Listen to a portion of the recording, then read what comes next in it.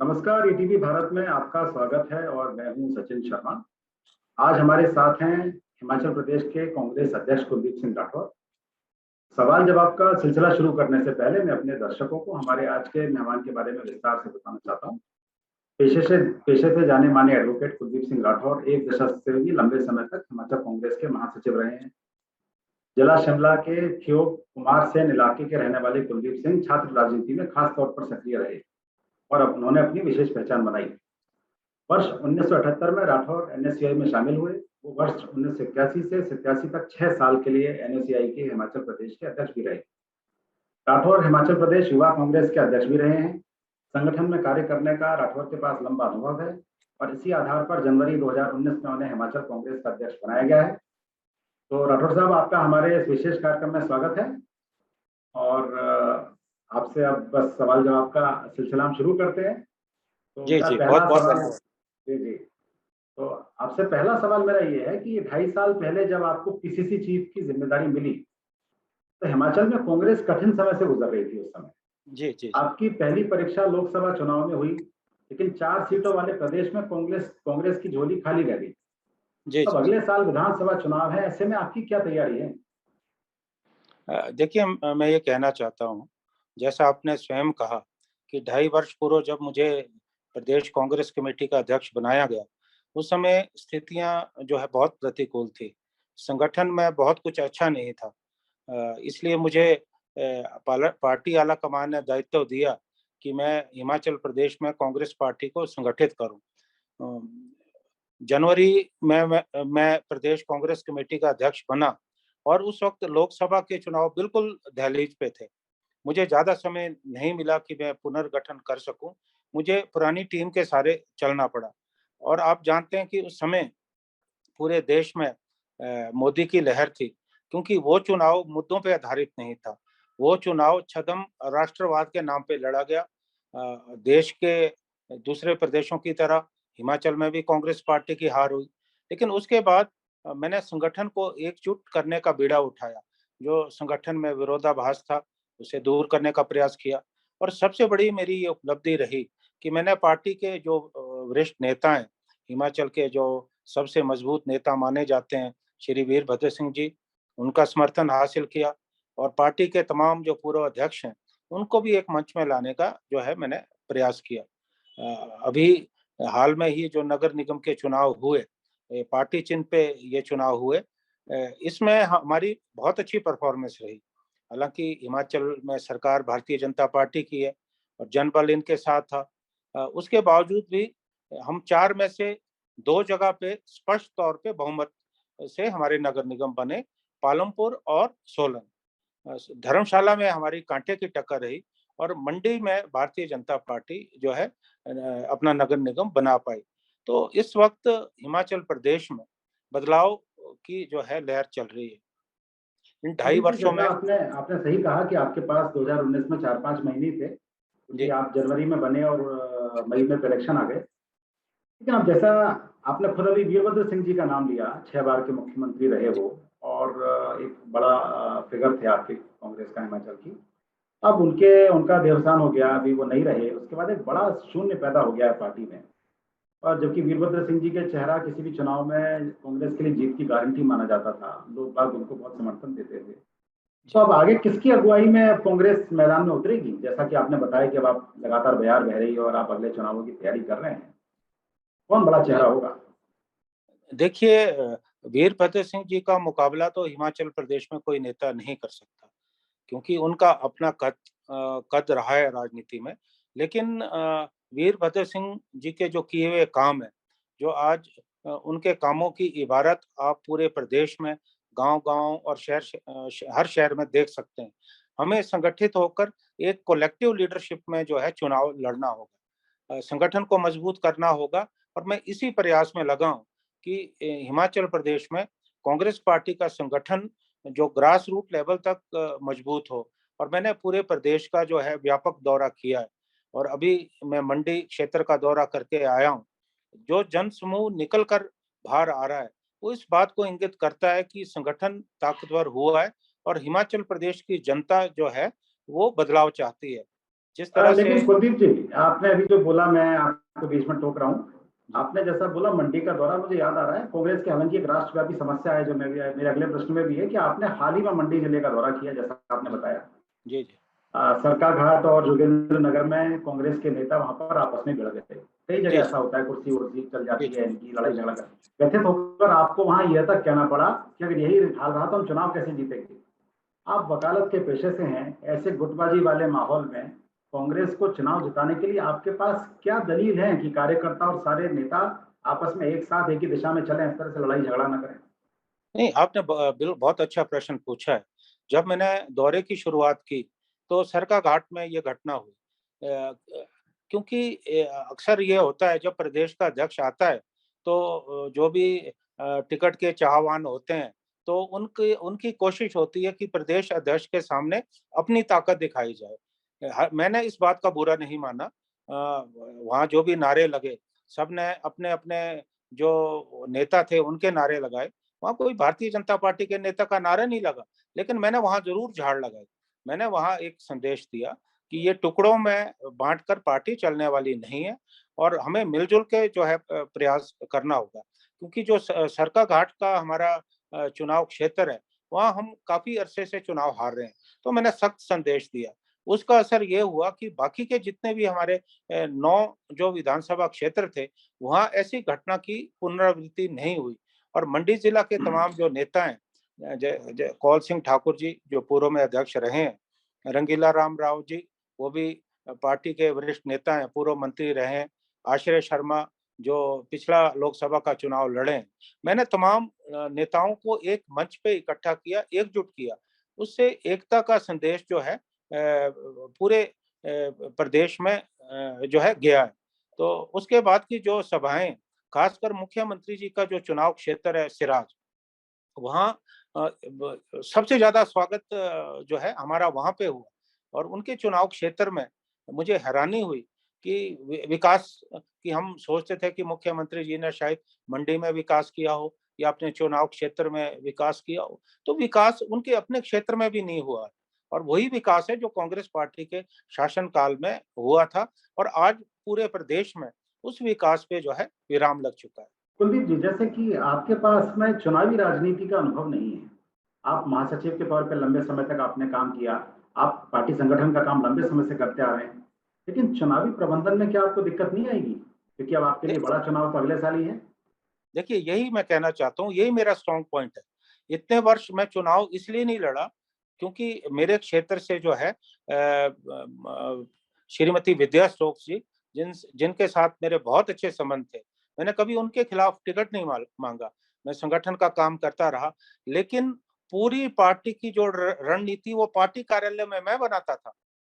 जितना पिछले 10 वर्ष से ज्यादा मैं पार्टी का महासचिव रहा, लगभग 4 अध्यक्षों के साथ मैंने काम किया। जितने भी चुनाव हुए, रैलियां, जनसभाओं का आयोजन करना है, बड़े-बड़े नेताओं के की जनसभाएं करनी है। मुझे उसका ये फायदा हुआ कि आज हिमाचल के हर विधानसभा क्षेत्र में मैं कार्यकर्ताओं को व्यक्तिगत तौर पे उनके नाम से जानता हूँ। तो सारा प्रबंधन तो मैं करता था। अच्छा, तो मैं आपसे आपके ही प्रश्न से एक प्रश्न निकाल रहा हूँ। जैसे जी, भाजपा ने मिशन रिपीट का नारा दिया है, आपने यानी कि कांग्रेस ने मिशन डिलीट का नारा दिया है कि भाई डिलीट करो इनको। जी, संगठन के तौर पर भाजपा हमेशा चुनावी मोड में रहती है, सब जानते हैं। जी। मतलब केंद्र की भाजपा हो या राज्यों की भाजपा हो, तो इलेक्शन लड़ने में ऐसा लगता है उन्हें मजा आता है।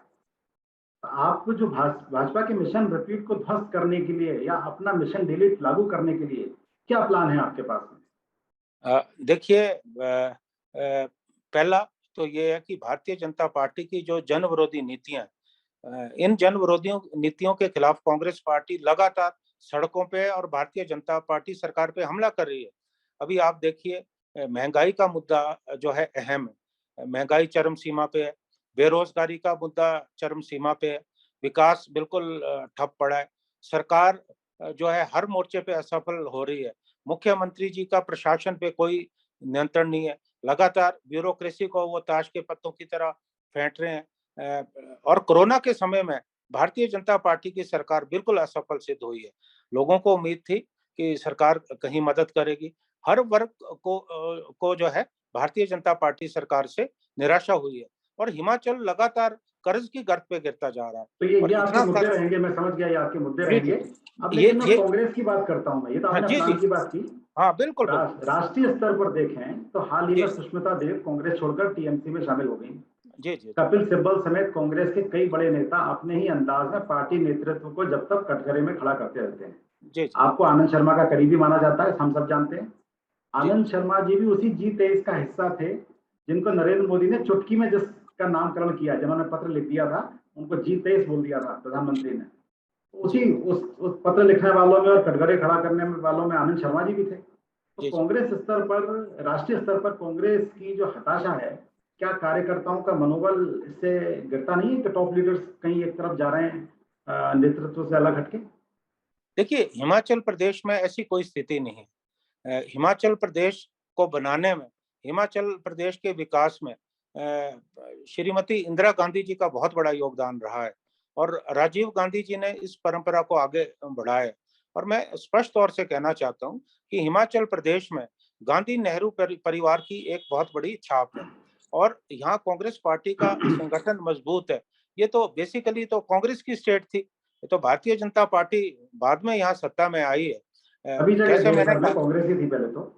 जी बीजेपी जी को तो अभी अभी कुछ ही नहीं, साल हुए हैं। हिमाचल में कोई तीसरा विकल्प नहीं है। आज तक हिमाचल में यही रहा कि एक बार भारतीय जनता पार्टी की सरकार रही, फिर कांग्रेस की आई। ये सिलसिला जो है चलता रहा।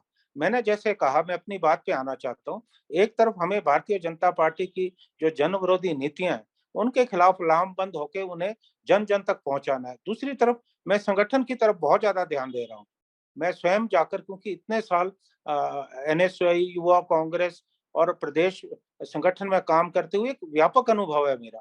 मैं ग्रास रूट स्तर पे बूथ लेवल की जो मैनेजमेंट है उसको मजबूत करने में जो है दिन रात लगा हूं। भारतीय जनता पार्टी की जो सरकार की जो कमजोरी है उसको मैं अपनी ताकत नहीं मानता। हमारी ताकत हमारा अपना पार्टी का संगठन है और इस संगठन की ताकत से हम भारतीय जनता पार्टी की जन विरोधी नीतियों का विरोध हम कर रहे हैं और इस संगठन की ताकत से हम इन्हें चुनाव में शिकस्त देंगे और इनके मिशन रिपीट को हम डिलीट में बदलेंगे, मिशन डिलीट में बदलेंगे। तो कुलदीप जी, जैसे अभी आपने एक बीच में एक बात कही, वो काफी रोचक है। आपने कहा कि लीडरशिप की यहाँ कोई समस्या नहीं है हिमाचल में। आपके पास हिमाचल कांग्रेस के वरिष्ठ नेताओं कौल सिंह, GS बाली, आशा कुमारी, रामलाल ठाकुर, मुकेश अग्निहोत्री और सुखविंदर सिंह सुक्खू को साथ लेकर चलने की चुनौती है।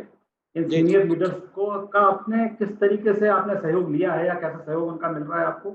और अगर देखिए नहीं मैं मिल रहा तो इस चुनौती से नहीं, निपटने के लिए आप क्या कर रहे हैं? देखिए मैं ये कहना चाहता हूँ कि मैंने किसी भी नेता को, जो पार्टी का स्थापित नेता है, चाहे विधायक है, उन्हें मैंने मजबूत करने का प्रयास किया, क्योंकि मेरी किसी से कोई लड़ाई नहीं। मेरा जो उद्देश्य है वो पार्टी को सत्ता में लाना है।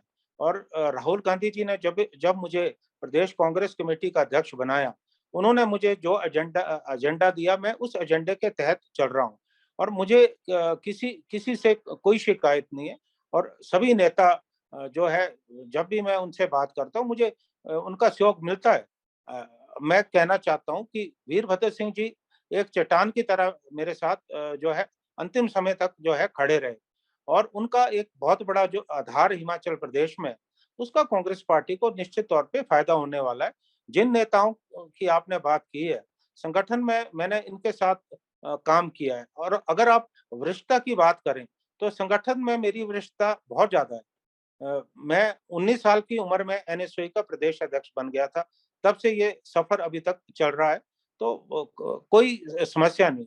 दिक्कत बढ़िया। अब जी मैं आपसे आखिरी के 2 क्वेश्चन पूछने वाला हूँ मैं अपने। जी उसमें से पहला ये है कि ये तथ्य है, जैसा भी अभी अपनी बात भी हुई, कि 2.5 साल के कार्यकाल में भी कांग्रेस ने कोई बड़ा चुनाव नहीं जीता है, तब से आप जी अध्यक्ष बने हैं।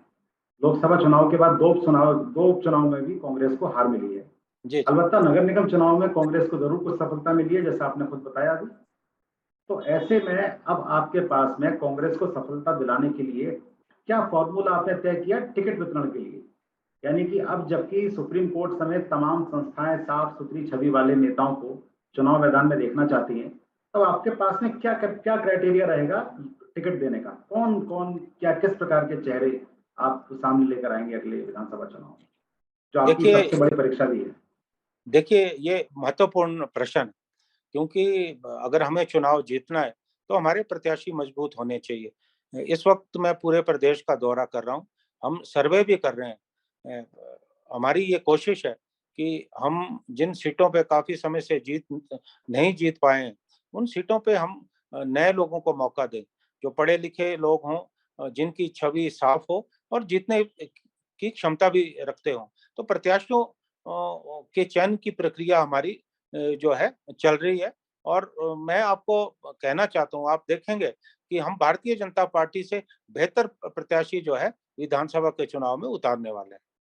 बढ़िया। अब मेरे पास में आपके लिए सबसे महत्वपूर्ण प्रश्न है, मेरा आखिरी प्रश्न है आज के इंटरव्यू का। क्या हिमाचल कांग्रेस आगामी विधानसभा चुनाव में अपना कोई सीएम का चेहरा पेश करेगी, या ये चुनाव जीतने के बाद ही तय होगा कि सीएम का चेहरा किसके सर बंधेगा? देखिए ये कांग्रेस की परंपरा रही है कि जब चुनाव होते हैं तो मुख्यमंत्री का चेहरा नहीं होता। वीरभद्र सिंह जी अपवाद हो सकते हैं। अभी हम सामूहिक रूप से चुनाव लड़ेंगे और कांग्रेस पार्टी निश्चित तौर पे सत्ता में आएगी। उसके बाद पार्टी विधायक दल और हमारी पार्टी आलाकमान फैसला करेगी कि कौन प्रदेश का अगला मुख्यमंत्री होगा। वैसे अंदर जो सूचनाएं रहती हैं और आपको लेके जिस तरीके की पसंदगी जाहिर हो रही है, तो अगले सीएम तो आप भी बन सकते हैं अगर कांग्रेस कभी चुनाव जीतती है। देखिए मेरा स्पष्ट तौर पे यह मानना है कि मेरा निशाना अर्जुन की तरह आंख पे है। वो आंख कांग्रेस पार्टी को सत्ता में लाना है। इससे ज्यादा मैं कुछ सोच नहीं रहा हूँ। बढ़िया कुलदीप जी, तो ईटीवी भारत से बात करने के लिए आपका बहुत बहुत धन्यवाद। और हम अपने दर्शकों से कहना चाहते हैं कि आगे भी आपको इसी तरीके से देश के अलग अलग राज्यों के महत्वपूर्ण लोगों से हम लोग मिलवाते रहेंगे। आपका बहुत बहुत धन्यवाद। जी, बहुत बहुत धन्यवाद।